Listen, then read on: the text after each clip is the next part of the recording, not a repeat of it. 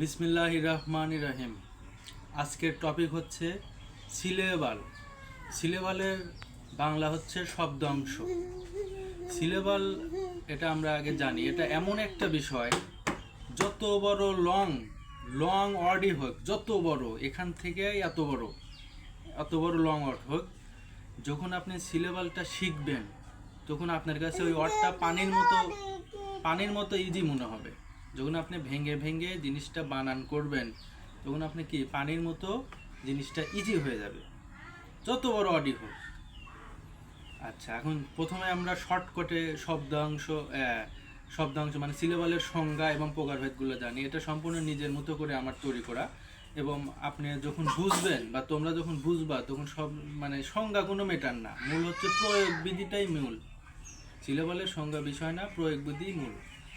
আচ্ছা, সিলেবাল সংজ্ঞা: ভেঙ্গে ভেঙ্গে উচ্চারিত ওয়ার্ডকে সিলেবাল বলে। সিলেবাল প্রধানত 4 প্রকার: মনোসিলেবাল, ডাইসিলেবাল, ট্রাইসিলেবাল।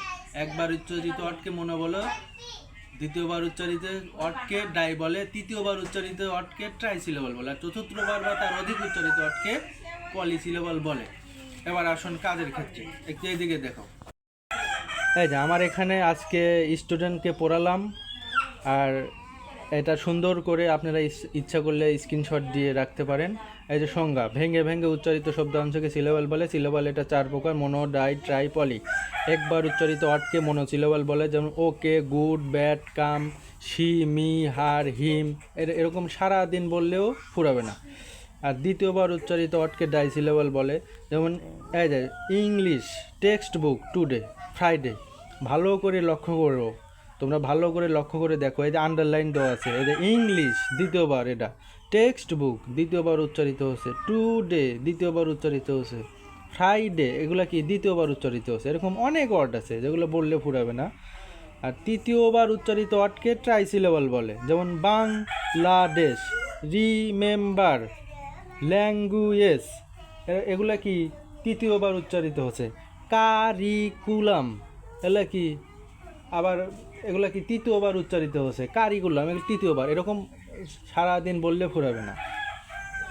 চতুর্থবার উচ্চারিত ওয়ার্ড বা তার বেশি উচ্চারিত ওয়ার্ডকে পলিসিলেবাল বলে। এটা একটু কঠিন, আরও বেশি। চতুর্থবার যতই কঠিন হোক পানির মতো। চতুর্থবার উচ্চারিত ওয়ার্ড বা তার বেশি উচ্চারিত ওয়ার্ডকে পলিসিলেবাল বলে, যেমন এই যে কসমোপলিটান। এটা কিন্তু চতুর্থবারেরও বেশি উচ্চারিত ওয়ার্ড হচ্ছে, কসমোপলিটান। এই যে তোমাদের বোঝার জন্য দেখো আন্ডারলাইন করে দেওয়া আছে, 1 2 3 4 5, এটা 5 বার উচ্চারিত হচ্ছে। এটা চতুর্থবার তার অধিক। এটা ইন্টারজেকশন, এটা 4 বার উচ্চারিত হচ্ছে। এটা প্রিপোজিশন, এটা 4 বার উচ্চারিত হচ্ছে। এগুলো কি চতুর্থবার তার, যখন যত বড় ওয়ার্ড হোক, এখান থেকে এই পর্যন্ত একটা ওয়ার্ড হোক, যদি তুমি সিলেবাল শিখো, মানে এভাবে যদি আন্ডারলাইন করে আমি যেভাবে বুঝালাম তুমি যদি বুঝতে পারো, তাহলে তোমার কাছে পানির মতো মনে হবে। একটা আটকাও। যেমন এই যে আমার আরেকটা স্টুডেন্টকে, যে ক্যামেরা ধরতেছে ইমরান, ও না, আরেকটা স্টুডেন্টকে পরীক্ষা নিয়েছিলাম, 30-এর মধ্যে 20 পাইছে। এই যে দেখো, আনকমফোর্টেবল, এটা চতুর্থবারের বেশি উচ্চারণ হচ্ছে। যেমন হিউম্যানিটারিয়ন।